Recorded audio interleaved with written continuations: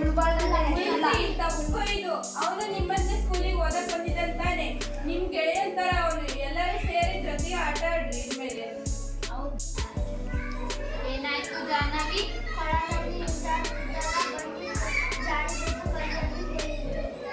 ಮನೆಯಲ್ಲಿ ದೊಡ್ಡವರು ಇಲ್ಲದೆ ಇರುವಾಗ ಕೊಳ, ಬಾವಿ, ನದಿ ಹತ್ತಿರ ಹೋಗಬಾರದು. ಅಯ್ಯೋ, ಮನೆಯಲ್ಲಿ ದೊಡ್ಡವರು ಇಲ್ಲದೆ ಇರುವಾಗ ಇಂಥ ಅಪಾಯಕಾರಿ ವಸ್ತುಗಳಾದ ಚಾಕು, ಕತ್ರಿ, ಬ್ಲೇಡ್ ಇಂಥವನ್ನೆಲ್ಲ ಮುಟ್ಬಾರ್ದು ಕಣೋ. ವಾವ್, ಅಟ್ಟ